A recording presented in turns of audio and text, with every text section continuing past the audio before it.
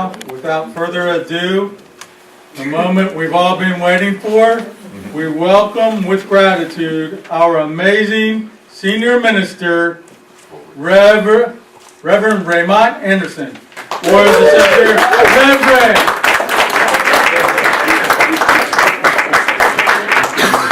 I'll do my best.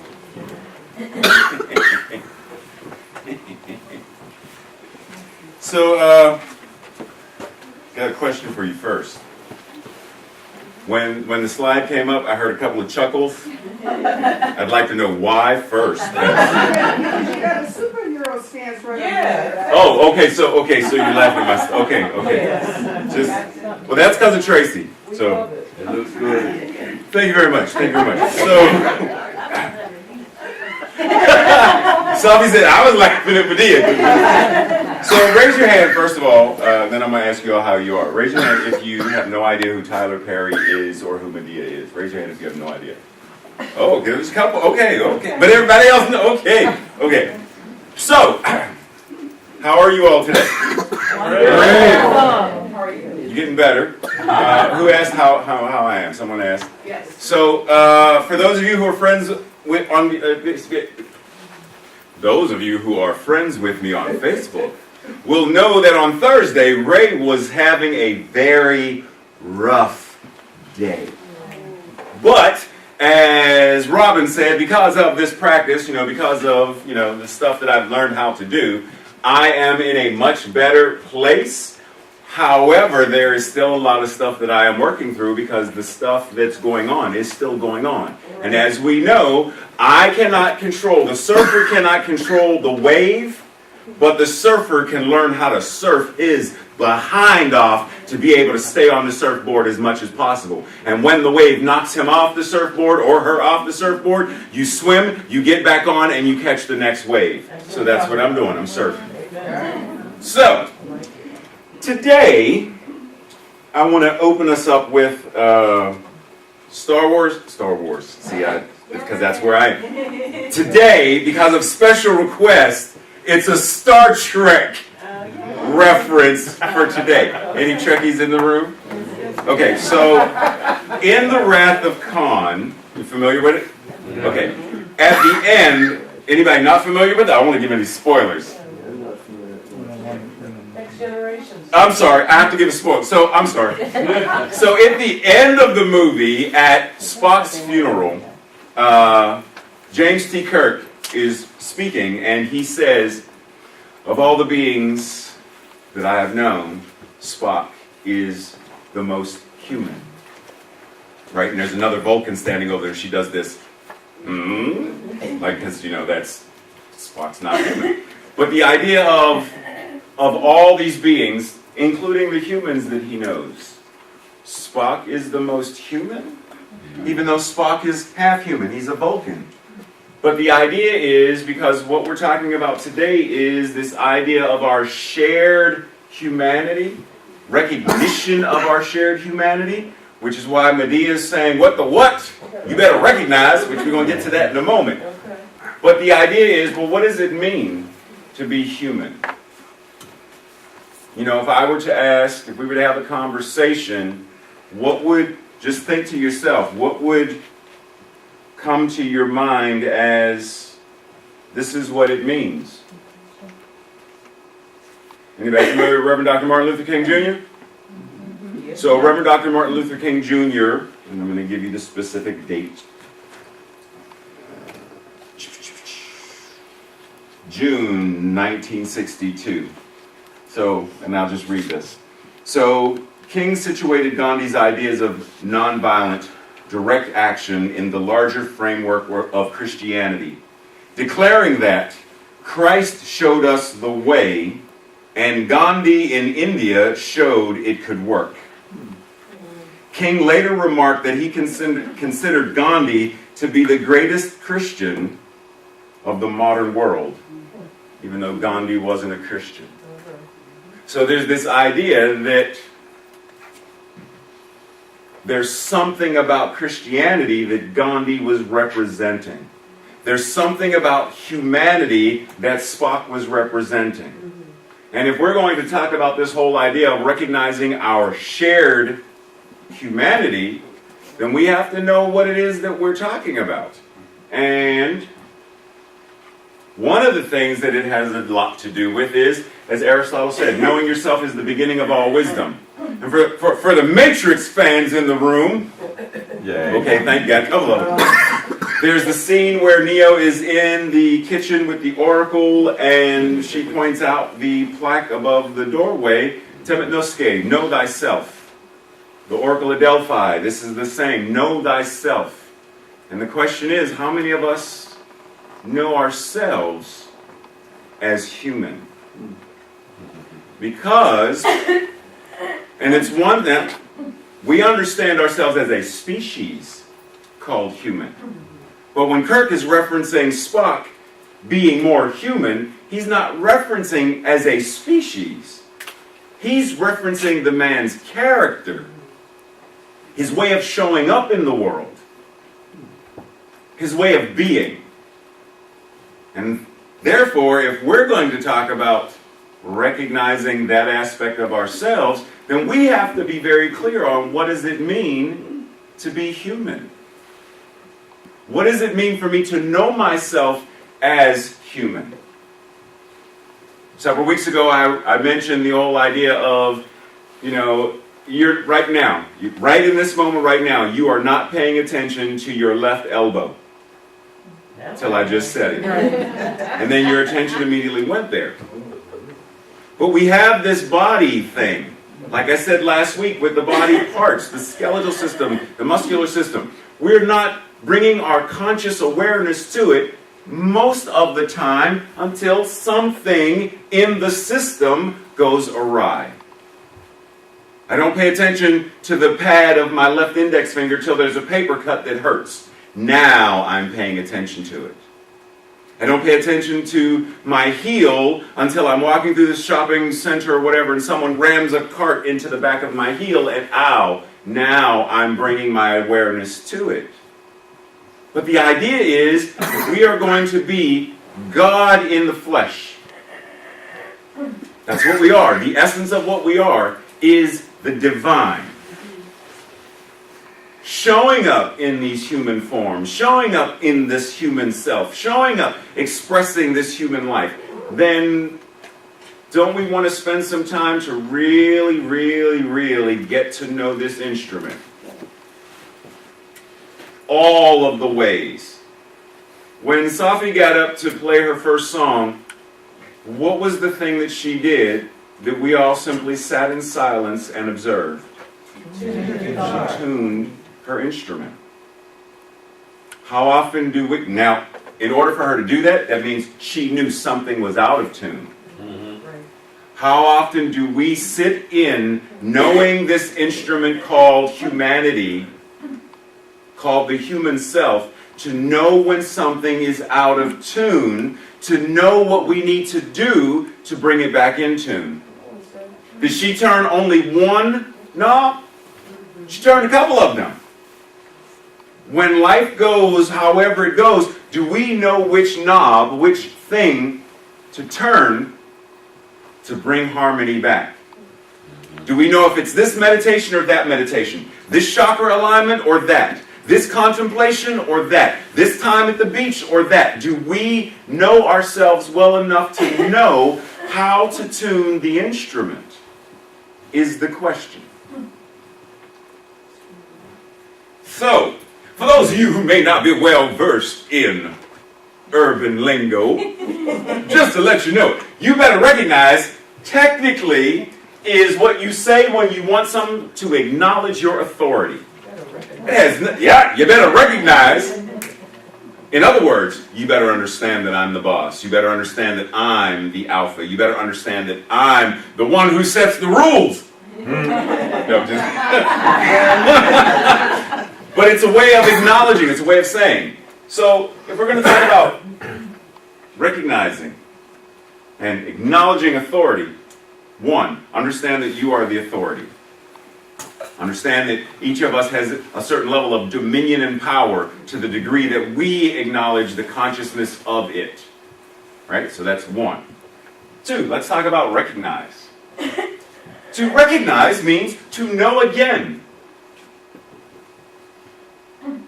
To get to know. Something formerly known or felt.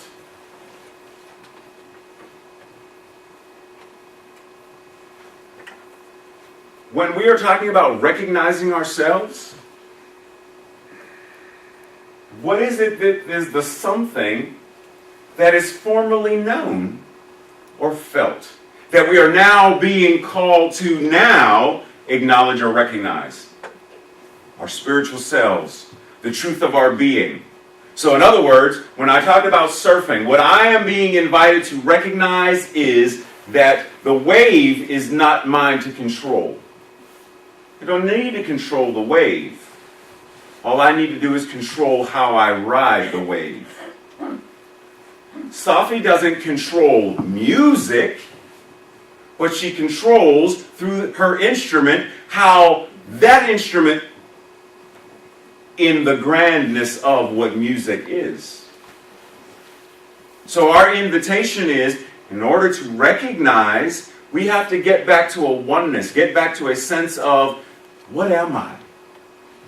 Beyond the names, beyond the labels, beyond the pain, beyond the stress, beyond the depression, beyond all of the things that are going on in my life. Robin referenced her life being a piece of cake. If we were to really, because think about it, we see a piece of cake, but we're actually seeing so much more. Are we not also seeing, first of all, what kind of cake is it? Chocolate cake. See, I knew you were going to say that. I just wanted to ask to make sure. I don't like to assume. So chocolate cake. If we are seeing a slice of chocolate cake, a piece of chocolate cake, are we not also seeing cocoa? Are we not also seeing flour and eggs and the butter that went into it and the vanilla extract? Like, are we not also seeing it? Even though we can't specifically identify the individual parts, are we not seeing in some element all of the parts showing up as the one? When I see you, I don't have to see your skeleton to know you have one. I know that there has to be something in there holding it up. It may not be a skeleton. All of it may not be made of bone. Some may be titanium. Doesn't matter. It serves as the framework of your body. So how much time do we spend getting to that place of anchoring in? The entirety of Science of Mind is about that. Getting to know you. Getting to know all about you. Sorry. That's what it is. Getting to know you. That's why Emma Curtis Hopkins says, you cannot understand or know about a God that you think is outside of you. But the more you know of yourself as the divine, then you are knowing. You are seeing the face of God every time you look in the mirror. But do we sit with ourselves enough to recognize that? A lot of us, for real, run from that. We run from the recognition of how magnificent we are. It's easier to be small. It's easier to go the road most traveled. It's easier. But if we want to truly enjoy and truly live this life to the utmost, then it means getting outside of our comfort zone. So part of to recognize, to recognize, plays on this word cognizant, to have knowledge or being aware of, such as a statesman must be cognizant of the political boundaries within which they work. But what if I said a religious scientist must be? A practitioner of the science of mind must be. A metaphysician must be cognizant of the spiritual limitlessness within which they move and live and have their being. What does that now mean? How does that show up in our lives? How does it show up for us to be conscious of who and what we are? To be alive to who and what we are as spiritual beings. Something in our lives should shift. When we really understand how delicious life is, and how magnificent we are, and how gorgeous we are, regardless of what society wants to say, or regardless of what our baggage wants to say, or as Iyanla Van Zandt said last night, she said the word demon. I don't know how many times. I started counting at one point. It was like, she just said demon 12. Whoa! She's talking about. But she's referencing the baggage that we carry. When parents share their stuff with their children, knowingly or unknowingly, who then share it with their children. That's why in the Bible it references the sins of the father being passed on. Generational curses is another way that we've referenced it. At some point, we have to be willing, understanding, and able of who we are to know what's working and what's not working in our lives. We know when we go home if it's too hot or too cold in the house and we have to change the thing on the wall to make it a little bit, what said for Tracy it's 80, for Ray it's 60, but we have to turn it until it's the right temperature. Because we don't feel comfortable. But it's so much easier to change the temperature in our house than to change the temperature of our spiritual selves. To change our emotional barometer. To change, like, when do we sit with, this is not the feeling that I want to feel, but it's showing up for a reason.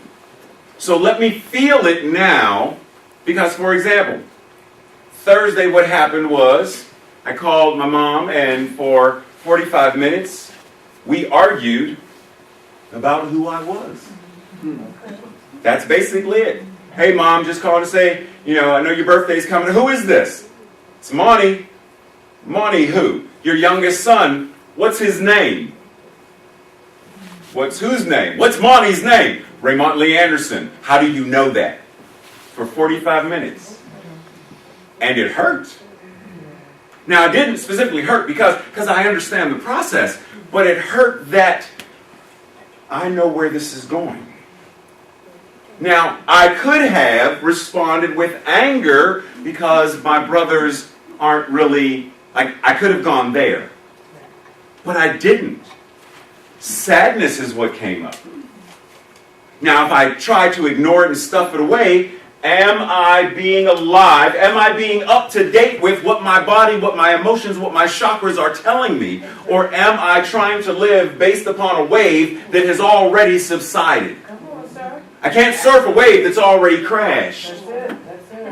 So I have to be present. Even when it hurts like the dickens. And that's why this teaching is not easy for a lot of folks. Because this teaching invites us 175% of the time to be present and be accountable to you. Yes. Be present and accountable to you. It's easy to blame others. And there are times when that's the most natural thing to do.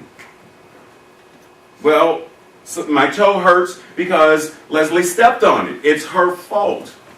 But is it her fault? Is it her fault? Yes, she did it. But is it her fault? Am I to blame her for it? Even if it was intentional, what does it do me to blame? I can invite someone to be accountable, but not everyone's going to be accountable for their actions. So at what point do I stop saying, John, I need you to take responsibility. I need come on now, Heather, I need you to take responsibility. I need you to be accountable for. At what point do I say, oh, but you don't want to do it? Okay, then I have to now go do what is mine to do. Immediately, absolutely. And a lot of us spend a lot of time bemoaning and begrudging, refusing to forgive another as if somehow refusing to forgive them hurts them. But as I said many weeks ago, the snake that bites you has laid venom in your system. No amount of anger at that snake is getting the venom out of your system. No amount of demanding that the snake justify and go to jail and burn in the fire. No amount of that is ever getting the venom out of your system. Forgiveness is always about getting the poison out of us. It is never about the other person. But do we recognize enough about ourselves to know when we've been bitten? Do we recognize enough to know what we need to do? Shakespeare says, "To thine own self be true, and it must follow as night the day, that when you are true to yourself, you cannot be false to anyone else." When you are true to yourself, when you know who you are, when you know what you are, if you know that you are God, you know that you are love made flesh, why would you ever want to harbor animosity or grudge? Why would we ever want to do harm to another individual? It serves no purpose. But check this out. So we have humanity on the one hand, you know what it means to be human, but then there's this idea of what it means to be humane. And so if I ask you, the humane society, do you know what it is? The Humane Society is an organization that Robin just said takes care of animals. Why is it easier in this day and age for us to have the Humane Society instead of having a Humane Society? It's easy to create an organization that is humane to animals. Right. It's easier to do that. One of the things it says on the Humane Society's webpage is, where'd it go? Together, we can create a more humane society. Interesting. Together, in the manner in which we care for and protect animals. Now, it's great, but the question comes back for me is, why can't we do that for ourselves? We make sure that animals are treated ever so well. There are people who will see a stray cat and take it home, but not a stray person. Not even give them eye contact. Not a conversation. But a stray cat. Well, a stray cat can't hurt me. You know, it can't rape me. It can't rob from me. It can't steal from me. I understand that. I'm not saying open your door to every homeless person and invite them in for tea and coffee. But I'm saying you can't even give them eye contact. You can't even acknowledge and see them as a person. Because it's easier for us to avert our eyes because of what it brings up in us. And that's what I'm saying is we cannot change society.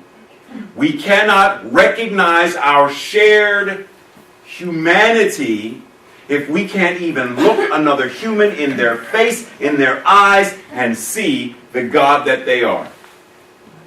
We will never be able to change this planet until we can at least one step at a time, one look at a time. You don't have to give them money. Say good morning.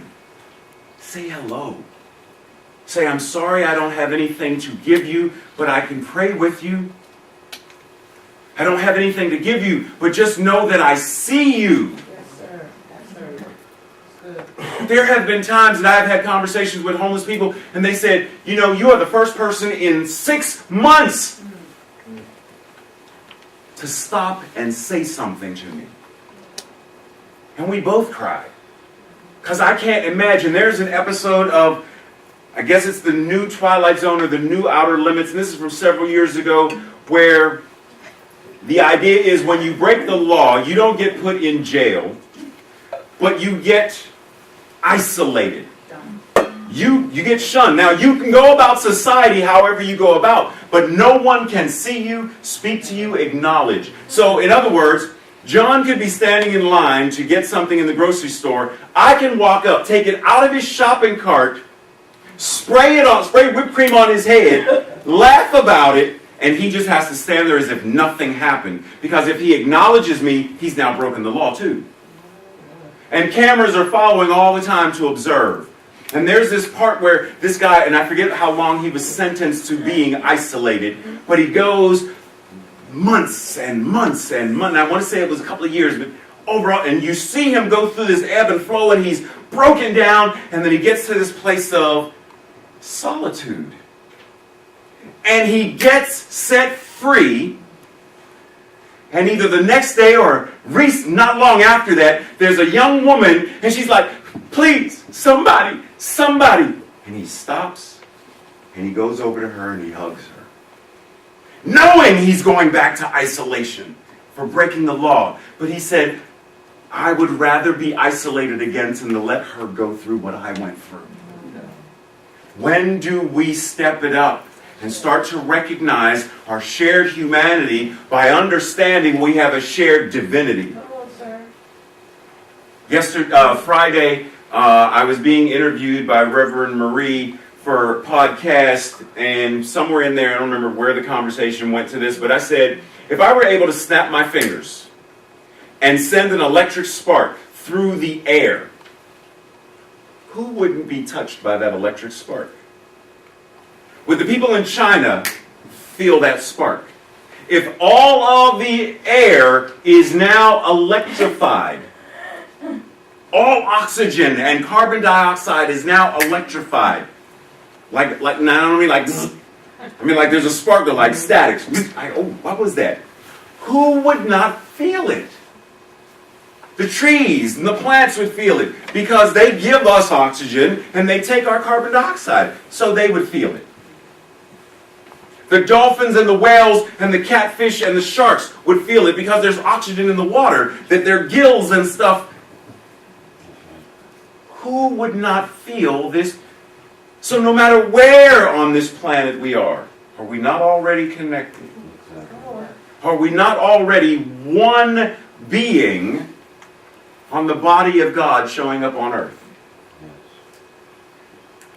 But none of this matters if we're not willing to do what we need to do in and of ourselves to change the quality of the game. None of it changes until we change.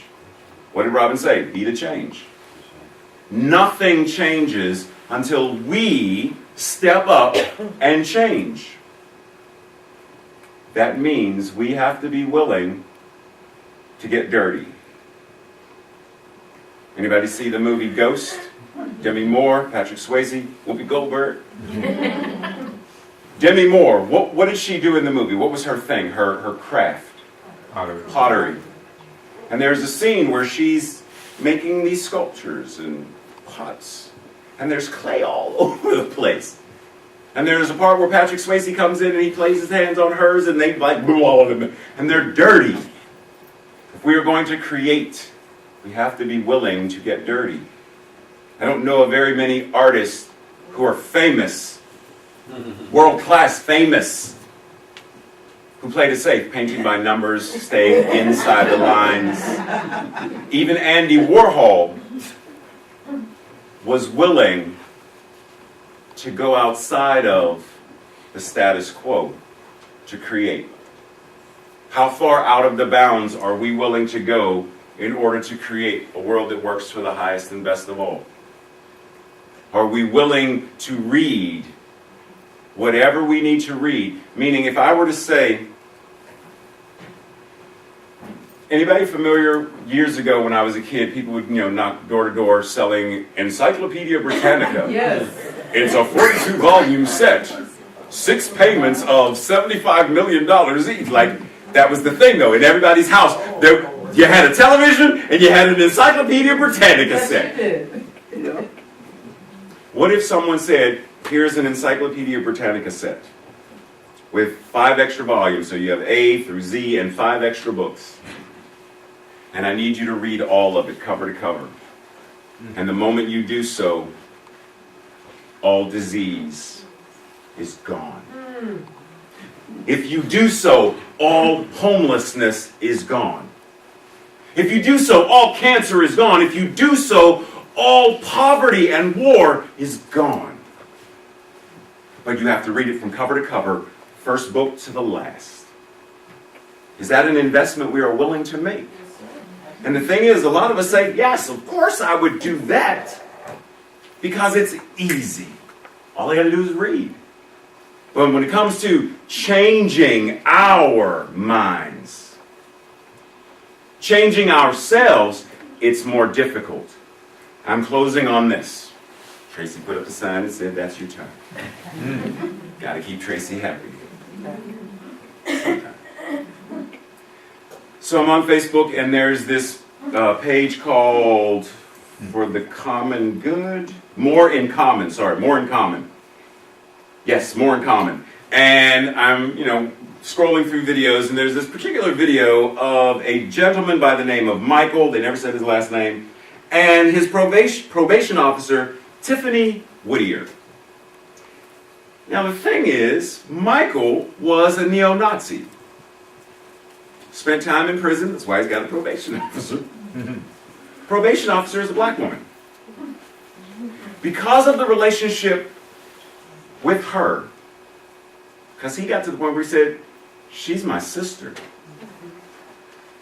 He renounced he had a swastika about yay big on his chest, on his neck, stuff. He went and got a tattoo of a wolf that's about this big to cover his chest. Tree of life on his neck to cover it on his neck. And the thing is, well, why? Like, what did it? She saw him as a person. Now, the thing is, because, yeah. But the thing is, the story goes on because the daughter of Martin Luther King Jr. invited them to come to Atlanta to speak for MLK Day because of this transformation.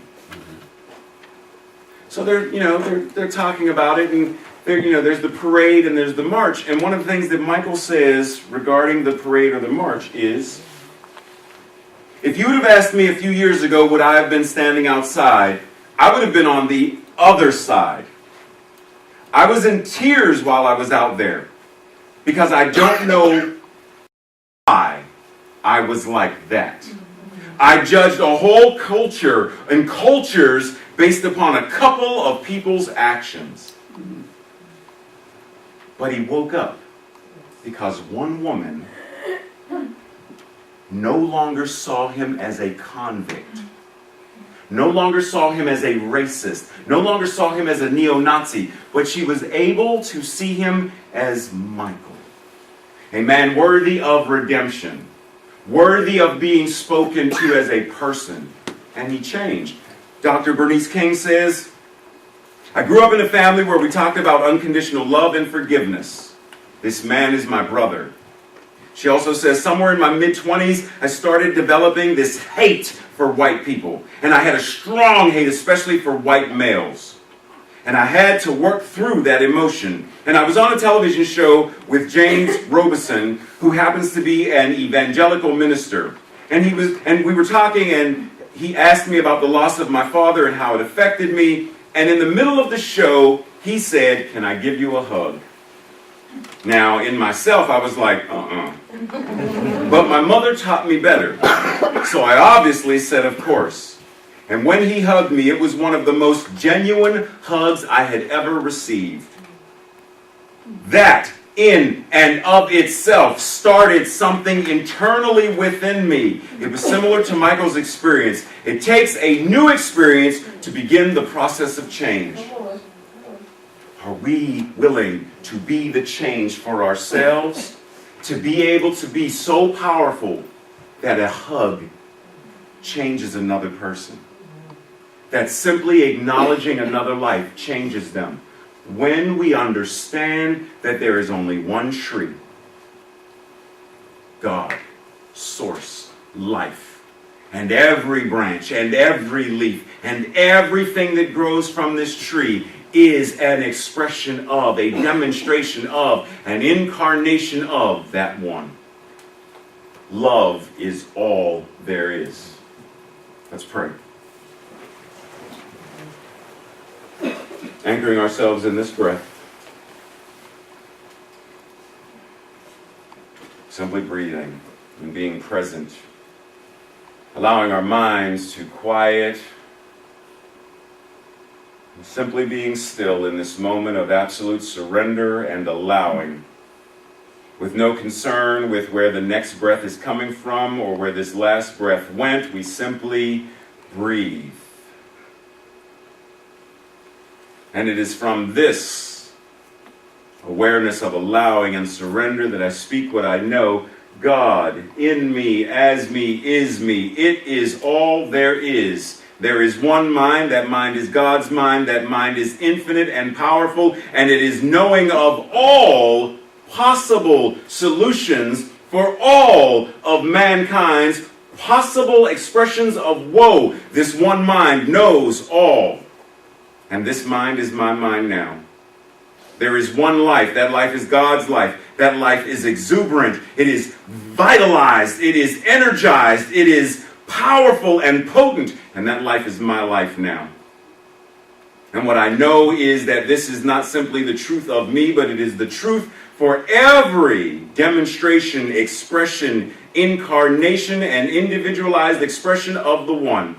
Therefore, every man, woman, and child in this room is that one life, is that one mind, is the thing itself expressing. Love is all there is. And so what I know is that as we now recognize, as we come to know, get to be more familiar, become alive with this knowing that there is not a man, woman, or child alive that will not be changed, transformed, transcended, transmuted by our presence. The light of God right here, right now. The power of God right here, right now. The presence of God right here, right now. Moving in, through, and as each and every one in this room. Everywhere we go, God goes. Everything we say, God says. Everything we think is God thinking. Everything we feel is God feeling. Where can we go that God is not? It is all there is. Knowing this, I know that right now, that tipping point has occurred. Right here, right now, the change that is being invited is already being brought up. I know this because these words are being spoken, not being spoken by me, but being spoken through me by Spirit. That which God is speaking of itself, through itself, about itself. Because as I said, God is all there is. So God knows that God is on the move. God knows that it is ready to get its hands dirty, to roll up its sleeves, to move its feet now that we have made our treatment, that we are ready to live, move, and have our beingness on this planet where everything is working for the highest and best of all. Knowing that in this moment right now, we recognize our shared humanity because we understand, we are cognizant of our shared divinity. In this moment, we affirm and know and declare that dominion and power, the authority to walk the walk, is present right here and right now. And so in gratitude, I surrender these words back into the law, knowing that the law has always said yes. It is always saying yes. It will continue to always say yes. Therefore, this is already done. As Ernest Holmes says, before the prayer says the prayer is already answered. Knowing that it is already answered, I surrender it. It is done, and so it is. Amen.